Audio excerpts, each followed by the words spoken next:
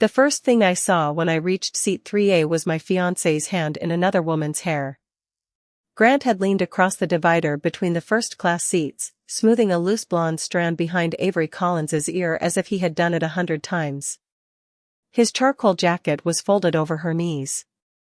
My navy carry-on, the one I had packed before dawn, was shoved into the overhead bin above row 24. For a second, I honestly thought I was looking at the wrong aisle. Then Avery glanced up at me. She was 23, our summer analyst, and she had the wide-eyed look she usually wore before she asked me to explain a spreadsheet she had not opened. Her face went pale. "Elena," she said. "I'm sorry. Grant said I could sit here." Grant turned slowly, annoyed before he was embarrassed. "What took you so long?" he asked. I had spent the previous night rebuilding 18 slides of a client presentation after he sent me the wrong market assumptions at 11:42 p.m. I had slept for less than 3 hours. I had skipped breakfast to make the 7:15 flight from O'Hare to Dallas, where we were supposed to present to the executive team of a regional grocery chain that could double our firm's Midwest business. I had paid for 3A with my own points because I knew I would have to work in the air, then negotiate all afternoon. I looked at the boarding pass in my hand. "Is this my assigned seat?" Grant's jaw tightened. "Don't make this into something. Avery gets motion sick, and it's her first client trip. You can take 24C. He pointed toward the back of the plane, where the aisle seat across from the restroom stood open between a man already eating a breakfast burrito and a college kid playing a game with the sound on. Avery's ticket had been for 24C. They had traded my seat for hers without asking me. "It's one seat," Grant said, lowering his voice as if he were explaining basic manners to a child. "You're a director. You can afford to be generous." I looked at him, then at the small diamond on my left hand. I had helped pay for that too, after Grant said we were building a life together and it did not make sense to keep score between future spouses. That morning, I finally understood what he meant by we. He meant I would pay, organize, fix, and absorb. He would decide who deserved the best of what I had made possible. A flight attendant announced that the cabin door was about to close. I reached for my suitcase. Grant blinked. "What are you doing?" "Getting off." "Elena, don't be ridiculous." But I was already walking toward the front galley. The flight attendant asked whether I was sure, and I said yes with more calm than I felt. I stepped back into the jet bridge while Grant followed as far as the aircraft door would allow. Through the small oval window, I saw him standing there with his hands spread, furious that I had interrupted his plan. Avery stayed in 3A. My seat. His jacket still across her lap. My phone buzzed before I reached the terminal. "What the hell is this supposed to mean?" Grant texted. I typed 2 words. "We're done." Then I canceled our shared location, called the wedding coordinator in Charleston, and told her that every contract with my name on it was frozen until she heard from me in writing. The next flight to Dallas left 2 hours later. I bought a new ticket, sat in an ordinary economy seat, and opened my laptop. I was not chasing Grant. I was going to deliver the project I had spent 9 months building. By the time I landed, he had called 11 times. I did not answer any of them. The hotel near the Dallas Arts District was polished marble and too much white light. It was exactly the kind of place Grant loved because he believed a nice lobby made people think he belonged there. I checked in under my own reservation, asked the desk not to give out my room number, and went upstairs with my suitcase and the numb feeling I had been carrying since the gate. At 8:17 p.m., Grant called again. "You embarrassed me in front of the team," he said when I finally picked up. "You gave my seat to Avery. She was sick. She was fine enough to sit in it while you played with her hair." There was a pause. Then he exhaled hard. "You're reading too much into a kind gesture." "No. I'm reading exactly what happened. You left a client trip because of an airplane seat." I left an airplane because you decided I could be moved out of my own place whenever someone else made you feel important. That is not what happened. Then tell me why you didn't ask.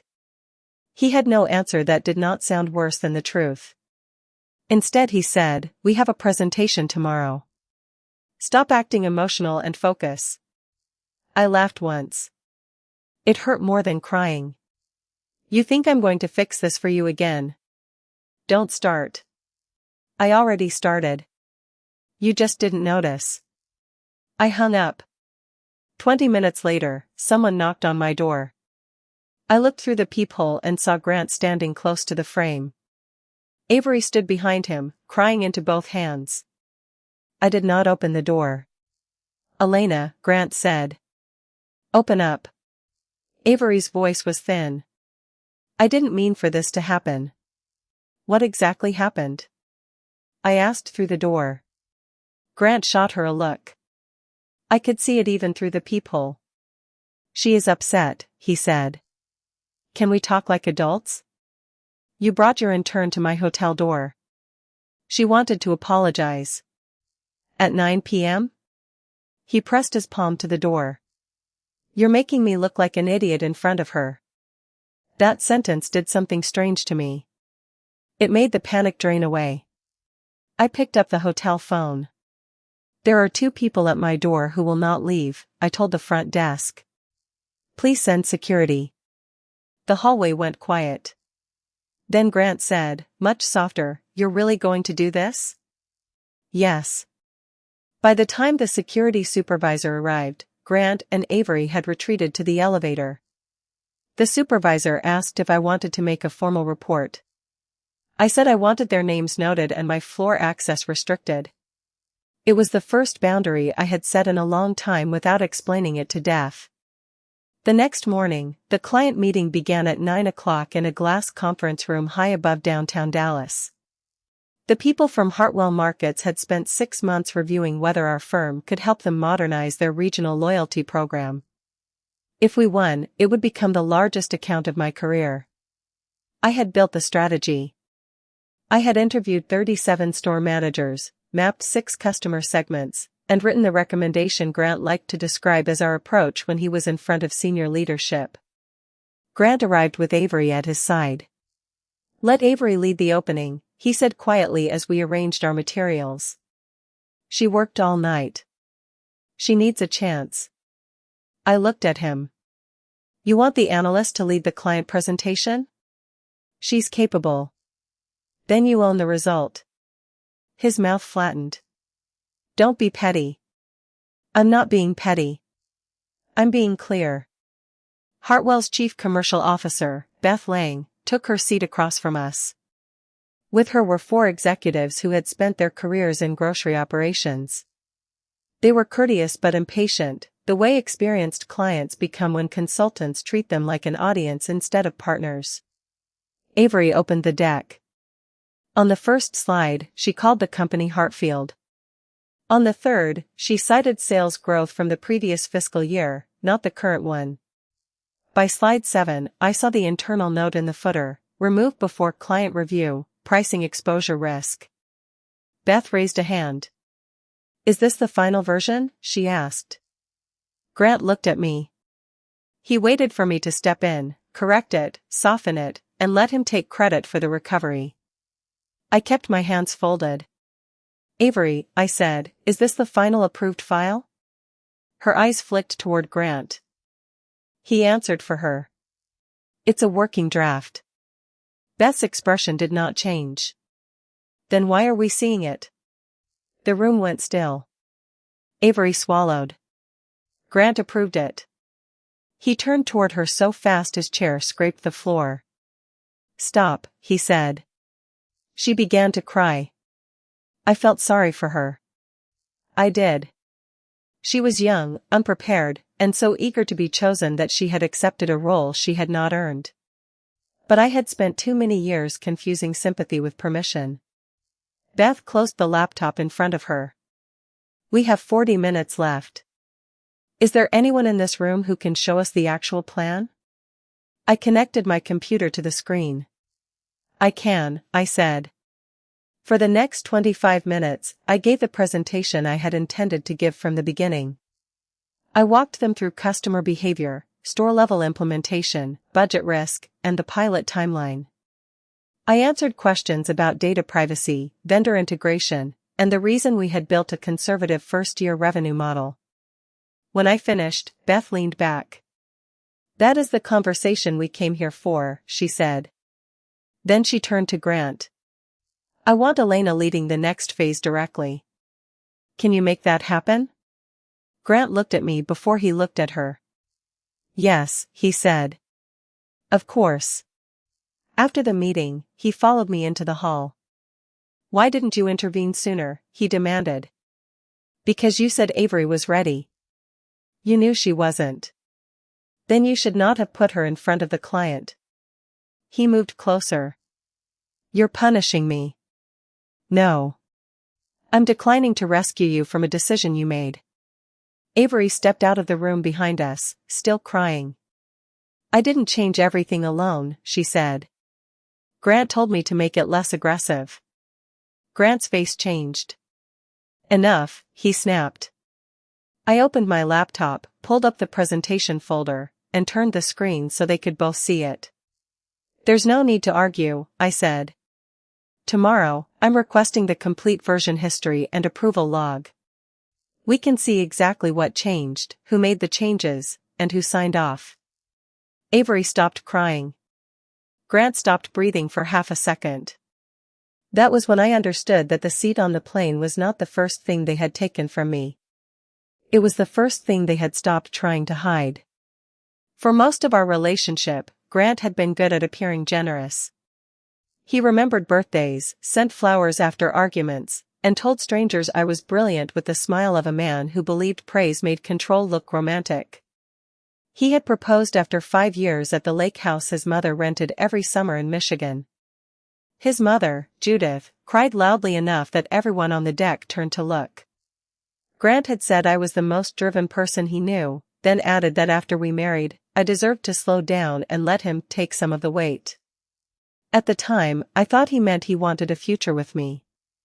Later I realized he wanted a future arranged around him. I had met Grant when we were both associates at a boutique consulting firm in Chicago. We worked well together. I was the person who could see the pattern in a messy client problem. Grant was the person who could charm a room long enough for people to trust the pattern. For a while, that made us a good team. Then I started being promoted. I became a manager before he did. I made director 2 years later. I did not brag about it, but I did not hide it either. I bought the West Loop condo with money my grandmother had left me and savings I had earned before Grant and I were engaged. I paid the down payment.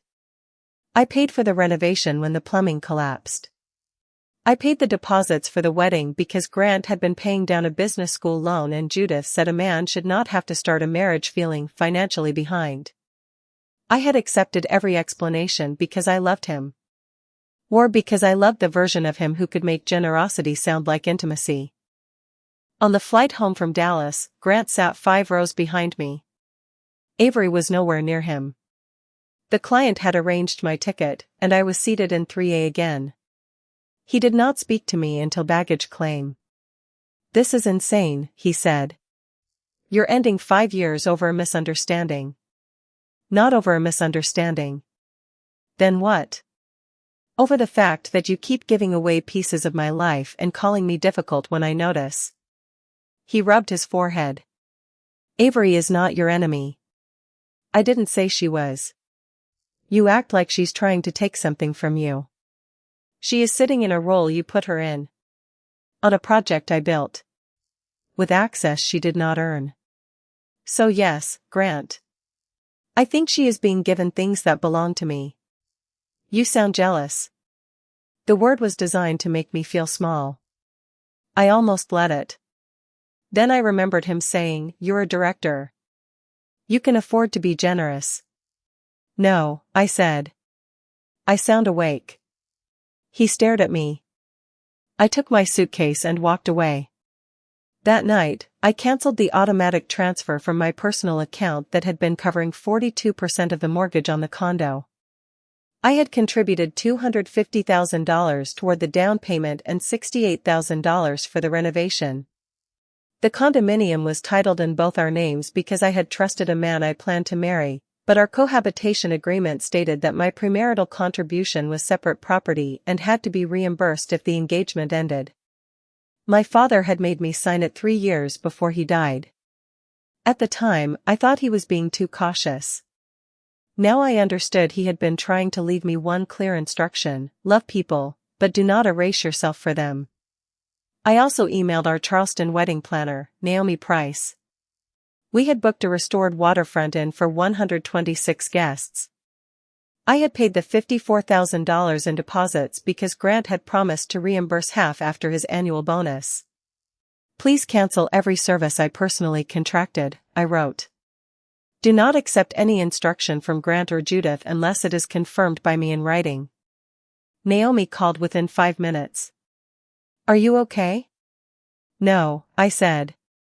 But I will be. The next voice I heard was Judith's. I just heard you canceled the wedding, she said without hello. What on earth have you done? Canceled it. Because of a girl at work? Because of your son.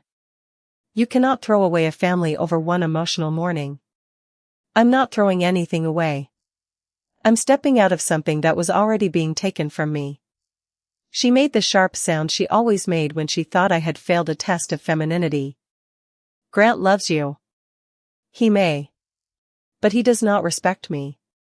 That is such a dramatic thing to say. Then you can tell him I'm dramatic from the venue you can no longer use. I hung up before she could answer.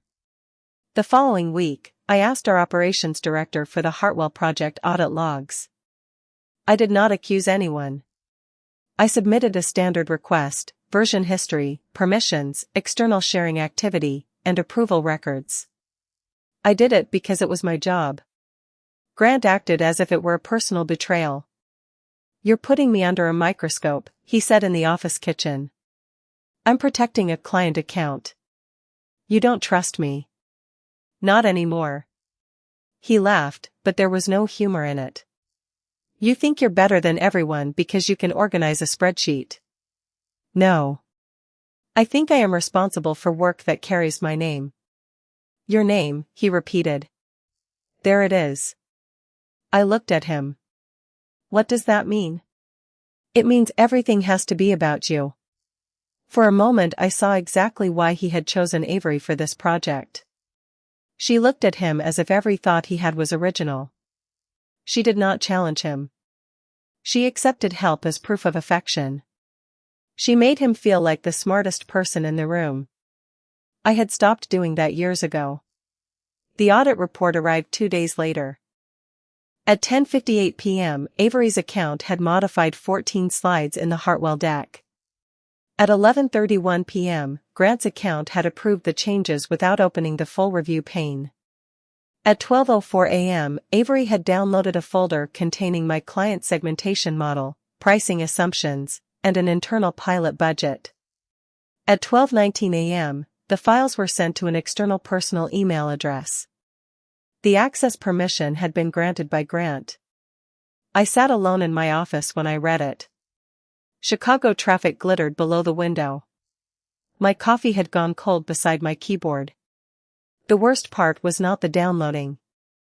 It was the note Grant had added to the permissions request 3 weeks earlier. Prepare Avery for increased client ownership once Elena steps back after marriage.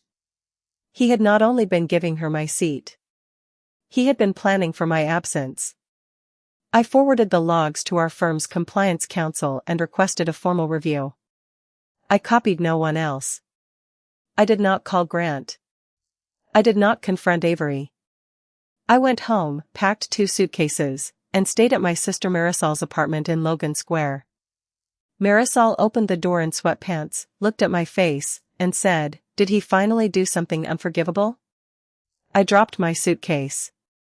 "I think he's been doing it for years." She sat beside me on the couch until I could say the whole story without defending him between sentences. When I finished, she took my hand. "You never had to prove he cheated to leave," she said. "I know. But you did have to stop believing you needed a courtroom-level case to trust your own anger. I laughed through tears. You always make it sound simple. It is simple. It is not easy. The next morning, Grant asked me to meet him in the lobby of the firm. He was waiting beside the espresso bar in a suit I had bought him for our engagement photos. He looked tired, which made a small cruel part of me want to forgive him. Then he spoke. You need to withdraw the compliance request, he said. No. Elena, Avery is young. You could ruin her career. She sent confidential files to a personal account. She didn't know what she was doing. She was given permission she did not earn. I gave them to her. Then you will be reviewed too. He leaned toward me. You're destroying 5 years because you can't handle an intern getting attention. I stood. No. I'm ending 5 years because you keep using the word attention when you mean access. You gave her my seat, my client room, my work product, and a future you expected me to quietly give up. Nothing happened between us. I do not need to prove a physical affair to know I have been betrayed. His hand closed around my forearm. Not hard enough to leave a mark. Hard enough that I knew he believed he could stop me. I stepped back toward the security desk. Let go. He did. Touch me again, I said, and I will call the police. His face went white.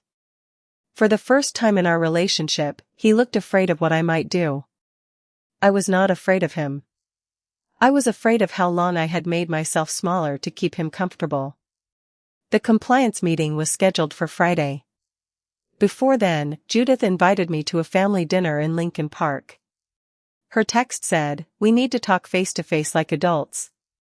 I knew what that meant. She had already called Grant's aunt, his cousin, and his older brother. She wanted an audience large enough to turn my boundary into a spectacle. I went anyway. Not because I wanted their approval. Because I was finished being spoken about in rooms I was afraid to enter.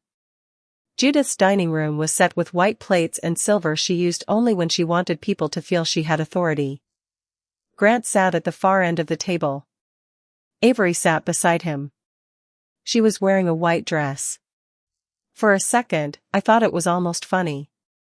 Then I thought about how much time I had spent making excuses for things that were not accidents. Grant's Aunt Denise smiled too brightly. "Everyone is upset," she said. "It seems such a shame to ruin a wedding over a minor misunderstanding." "A minor misunderstanding?" I asked. "An airplane seat," Judith said. "A young woman needed help." "Then give her yours," I said. The table went quiet. Judith's smile held for half a second too long. "That is not the point." "It is exactly the point. If something is so small, it should be easy to give away your own." Avery looked down at her lap. Grant said, "Can we not do this here?" "You invited me here," I said. Judith folded her hands. "You are upset because you feel threatened by someone younger. I am upset because your son gave a junior employee access to confidential strategy work I created and planned for her to take over my clients after the wedding. That is ridiculous." I opened the slim folder I had brought, laid it on the table, and turned it toward Grant, not toward the room. I did not need anyone to read it. I needed him to know I had it. Here are the access logs. Here is the permissions request. Here is the written note about me stepping back after marriage. Avery began to cry. "I didn't know he was going to write that," she said. Grant looked at her with pure hatred. "Stop talking," he said. She flinched. It was the first time I saw what he looked like when he thought charm would not work. Judith turned to me. "You are trying to humiliate him." "No," I said. "I'm refusing to protect him from the consequences of his choices." Then I played a recording from my phone. The night after the Dallas meeting, Avery had returned to my hotel floor after Grant left. She had stood outside my room and told me that Grant stayed with me because I was useful, that I exhausted him, and that with her he could relax. I had never opened the door. But the hotel security supervisor had advised me to record any repeated contact, and I had. In the recording, Avery's voice was clear.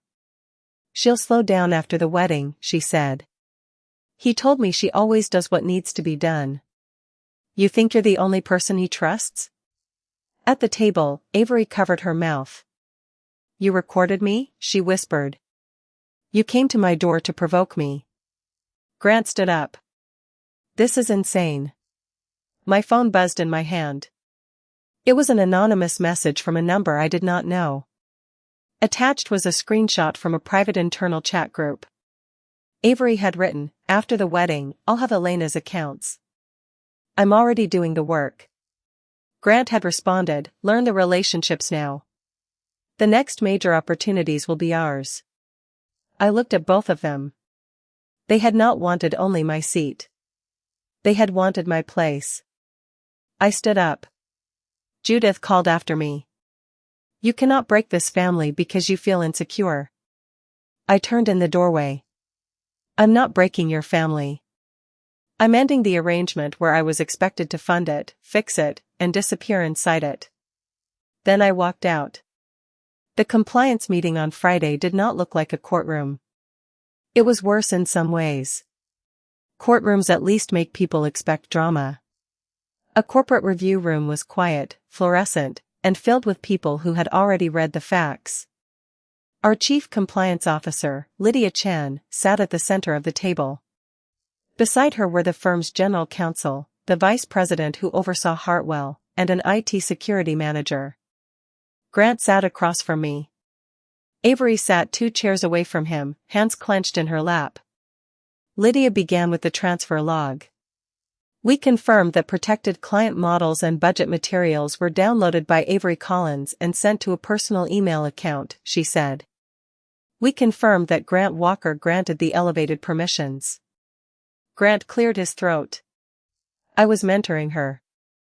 "Mentoring does not include transferring restricted material," Lydia said. "I did not tell her to send anything out." Avery looked at him. Then she looked at me. "He said I should keep copies in case Elena shut me out," she said. Grant slammed his palm against the table. "That is not what I said." Avery cried harder. "You told me she would cut back after the wedding. You said I needed to be ready to replace her because she was too controlling." No one spoke for a long moment. Lydia opened another document. "We also reviewed the contribution summary sent to leadership last month," she said. "It describes Avery as a strategic co-lead on the Hartwell work." "Grant, did you approve that language?" He said nothing. "Grant?" "Yes," he said. "Why?" He looked at Avery, then at me. "I wanted her to be recognized." "For work she did not do," I said. His eyes flashed. "You always need to be the smartest person in the room." "No," I said. "I need people to stop stealing work and calling it collaboration." The vice president leaned forward. "Elena built this account," he said. "The client asked for her by name. You gave access beyond Avery's role and approved a false contribution report." "Why?" Grant's mouth opened, then closed. Avery answered for him. "Because he said after the wedding Elena would be less available," she said. "He said he deserved a partner who needed him." The pain in that sentence was different from the pain of the plane. The plane had been a public insult. This was a plan. I imagined every night Grant had encouraged me to take time off, every joke he had made about me being too intense, every time he said a woman did not need to prove herself forever. He had not been worried about my burnout. He had been preparing the room for me to leave it. Lydia closed the folder.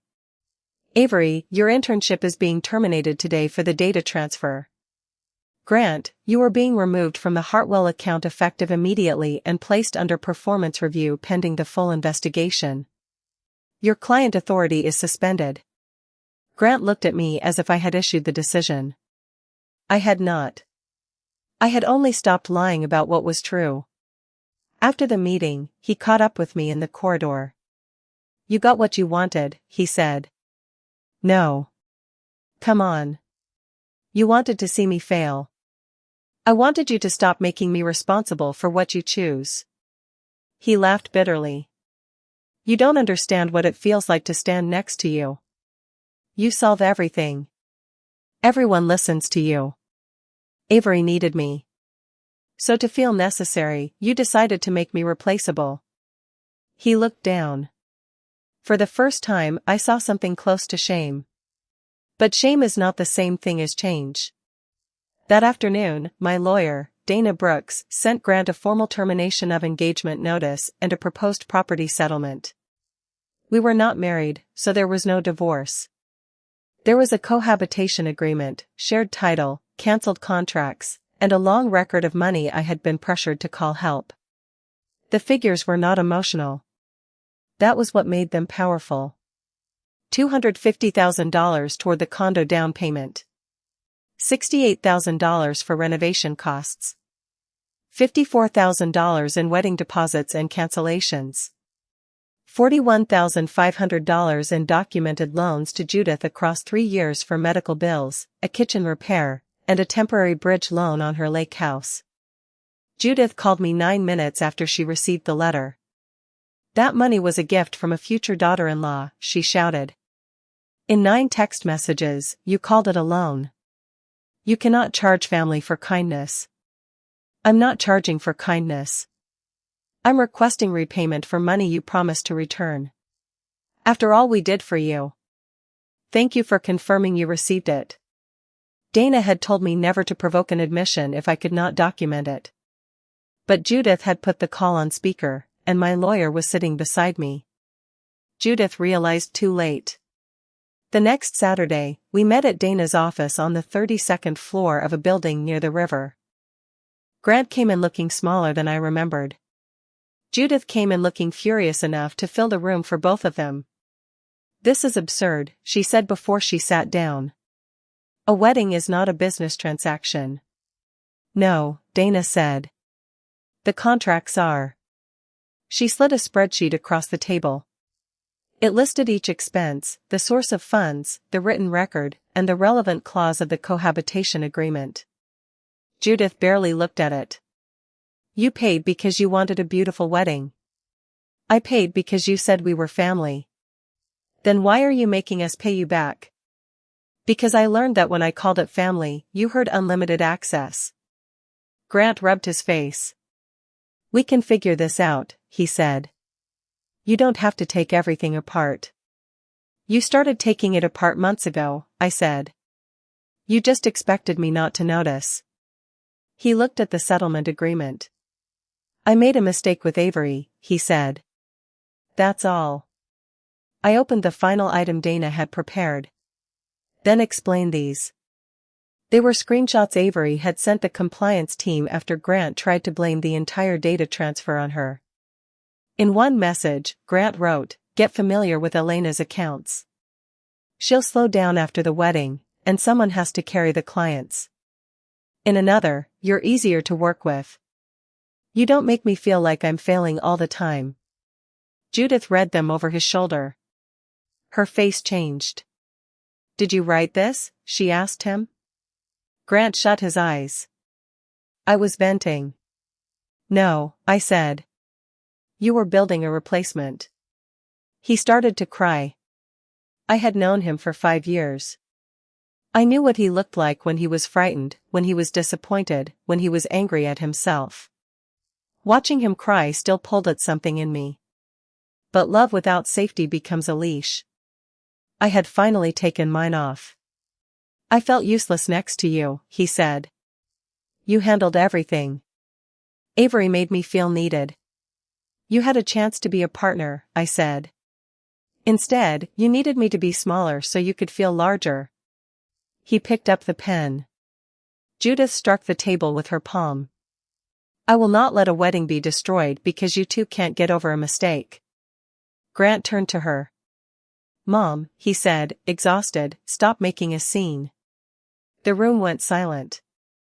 It was the phrase they had both used on me at the plane, in the hotel lobby, at her dinner table. Judith stared at him as if he had betrayed her. Maybe he had. But that was not my problem anymore. Grant signed the agreement. He agreed to refinance the condo or sell it within 90 days, repay my documented contributions, and release me from all wedding-related liability. Judith agreed to a repayment plan for the loans after Dana showed her the texts and bank transfers. When the meeting ended, Grant followed me into the hallway. "I'll end everything with Avery," he said. "There is no everything to end. I'll get help. I'll change. I'll pay you back. We can start over." I looked at him and remembered the plane door closing behind me. "You had the chance to get off with me that morning," I said. "You didn't. You stayed in my seat and expected me to sit in the back." He swallowed. "Don't follow me." I stepped into the elevator. The doors closed between us. Plus, the first week after the settlement meeting, Grant did what he had always done when consequences became real. He tried to make the problem emotional enough that I would forget it was practical. He sent flowers to Marisol's apartment. I gave them to the doorman downstairs. He emailed a photo from our first apartment, the one where we had painted the living room ourselves and eaten takeout on the floor because we had no furniture yet. I deleted it without opening the attachment twice. Then he wrote a letter. It was 7 pages long. Dana read it before I did. When she handed it back, she had marked 4 sentences with yellow tabs. "He admits he knew you were paying more toward the condo," she said. "He always knew." "Yes, but now he says it in writing. He also admits he told Avery you might leave the firm after the wedding. And he admits he used the phrase 'our accounts' about clients who belonged to neither of you personally." I stared at the pages. "Is there any apology in it?" "There are many." "Is there any accountability?" Dana gave me a look that was answer enough. I eventually read it on a Sunday morning in Marisol's kitchen. Grant said he had felt invisible. He said Avery had made him feel admired. He said he did not know how to tell me that my success frightened him. He said he had never intended to replace me. The letter was not nothing. I could see the man I had loved in parts of it, frightened, ashamed, desperate to be seen as good. But every apology ended with a request. "Please do not tell our friends the whole story. Please let me explain this to your family. Please give me time to make it right. Please do not make me sell the condo." He still wanted the consequences arranged around his comfort. I put the letter in a folder and sent Dana a single sentence. "Proceed as drafted." At work, the compliance review uncovered more than the original transfer log. Avery had not just emailed herself the Hartwell documents. She had exported my client contact list and 3 early-stage strategy templates. She had also saved copies of notes from meetings she had never attended. None of the materials had been sold or shared with a competitor, which mattered. But the pattern established that she had been collecting pieces of my work as if proximity to it made it hers. Grant had approved 2 access requests. The first was the one I knew about. The second had been filed under a generic cross-training label 6 weeks before the flight. When Lydia showed me the timeline, my stomach tightened. "What happened 6 weeks ago?" she asked. I knew immediately. It was the weekend Grant and I had met with the venue coordinator in Charleston to choose menu cards and ceremony music. I had told him I might reduce my travel after the wedding, not because I planned to leave the firm, but because I wanted 2 weeks to take a honeymoon without checking email. He had looked at me across the tasting table and said, "You should let yourself breathe for once." I had heard affection. He had heard vacancy. The discovery made me cry in the employee bathroom, not because it changed what I would do, but because it clarified how long he had been rearranging my life behind my back. Marisol found me sitting on the closed toilet lid with my shoes off, staring at the tile. "Do you want me to say he's a monster?" she asked. "No." "Good. Because he isn't. That is why it hurts." I rested my head against her shoulder. "He saw a future where I was less than I am," I said. He saw a future where he didn't have to work as hard to stand beside you, she replied. That was closer to the truth than I wanted. The following Monday, I met with the Hartwell executive team by video. Beth was blunt in the way I had come to appreciate. I'm sorry your internal situation landed on you during this project, she said. But I want to be clear about something. We chose your firm because of your work, and we want you in the lead. For years, I had used competence like armor. I did not know how to receive recognition without wondering when someone would ask me to pay for it. That day, I simply said, thank you. After the call, I walked through the office and noticed how differently people met my eyes. Some were sympathetic. Some were curious. A few had the careful, distant look of people who were afraid proximity to a conflict might make them responsible for choosing a side. I could not control any of that. But I could control whether I would hide. I moved my personal files into a locked cabinet. I changed the password to my office computer. I told IT that no delegate access should be granted to anyone without my written approval. These were small things, but they felt like placing furniture in a new room, ordinary motions that proved I intended to stay. Judith did not make the repayment plan easy. Her first proposed schedule would have paid me back over 9 years. Dana replied with the bank records, the signed promissory note, and the 11 messages in which Judith had promised to repay me after the next check clears. 2 days later, Judith agreed to sell an investment account and make a larger first payment. When the money arrived, I sat in my car outside a grocery store and stared at the bank alert. I did not feel triumphant. I felt tired. My mother called that night and asked whether I wanted to come over for dinner. While she stirred tomato sauce, she told me a story I had never heard about my father. When they were newly married, a friend had borrowed money from him for a business and later insisted it had been a gift. What did Dad do? I asked. He asked for the money back. And the friend said he had changed. My mother smiled sadly. Your father said, no. I learned who I should not lend myself to.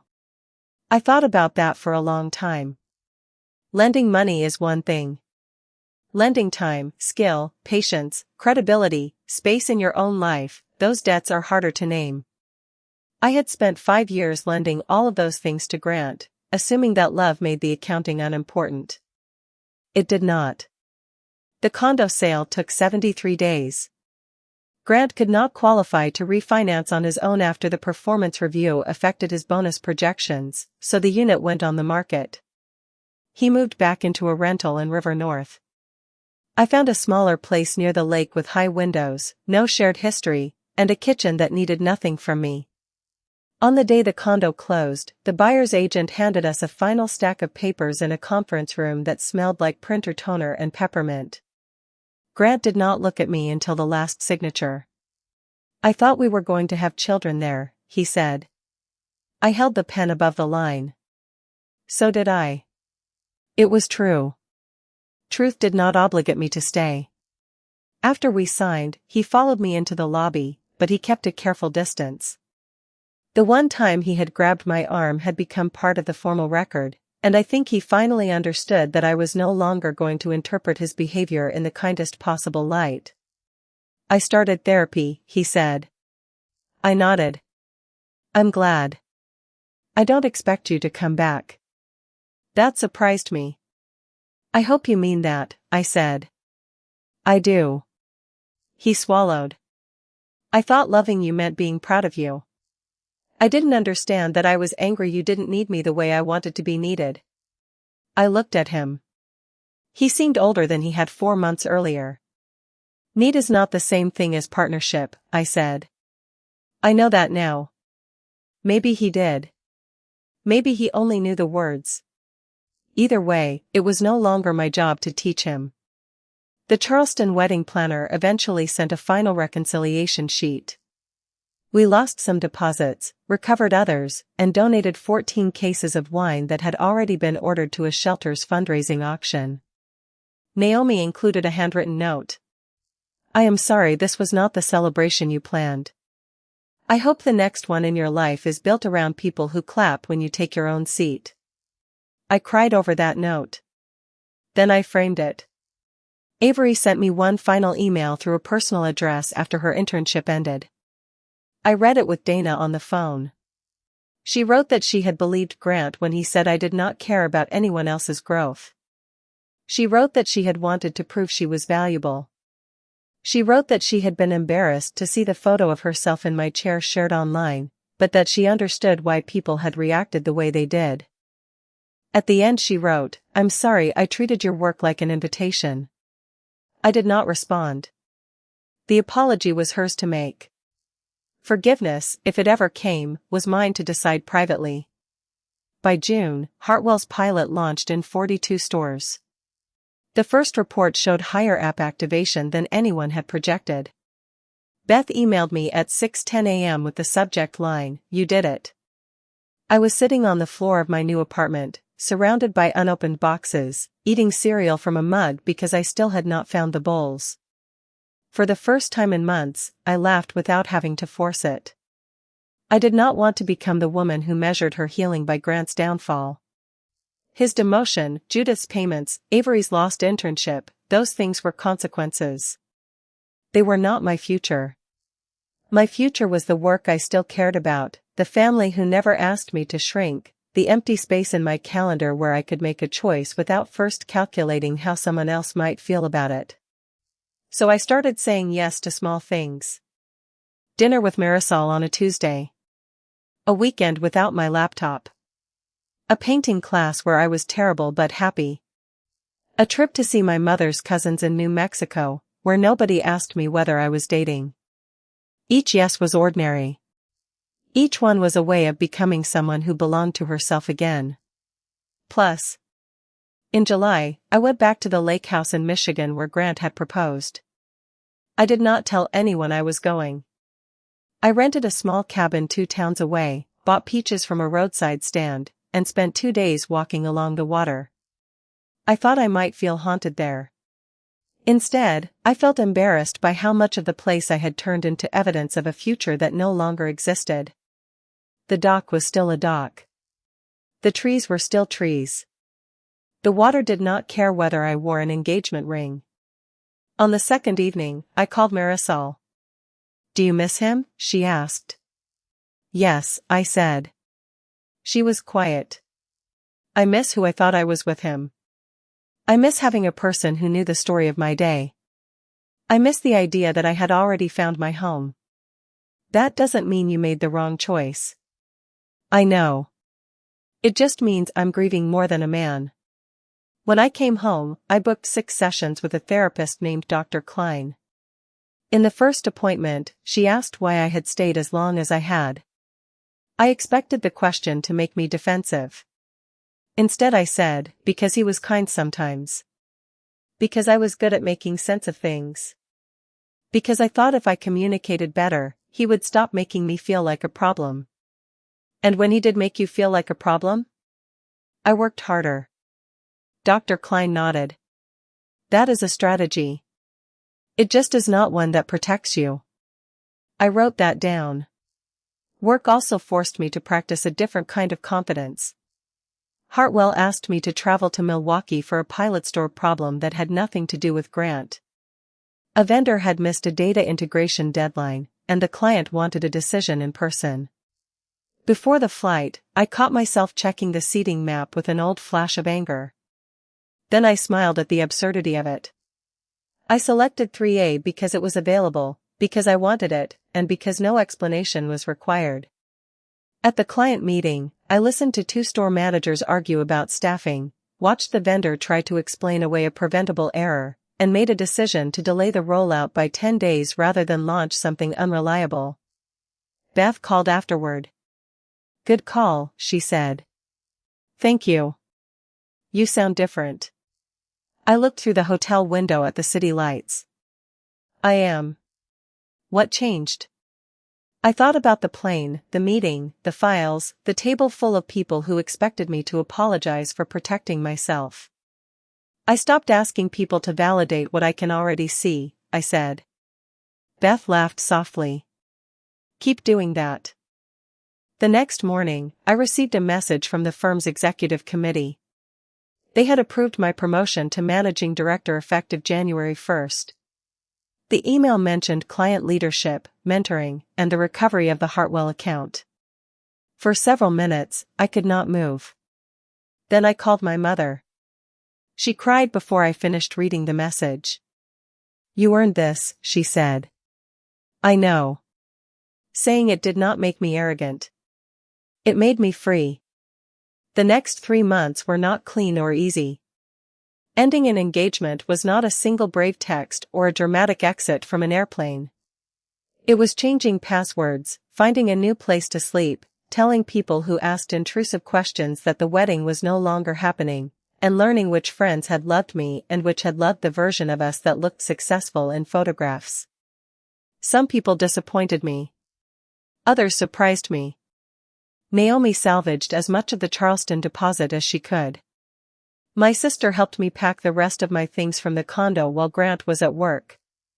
My mother came over with takeout and did not ask whether I was sure. She simply helped label boxes. Avery posted once online that she had been targeted by a jealous manager. She did not name me, but anyone at the firm knew who she meant. Then someone reposted a photo she had uploaded months earlier, Avery sitting in my office chair during a late-night work session, using my fountain pen, with the caption, "Someday this desk will be mine." The responses were not kind.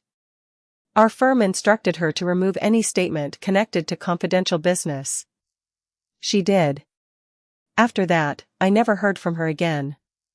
Grant was not fired.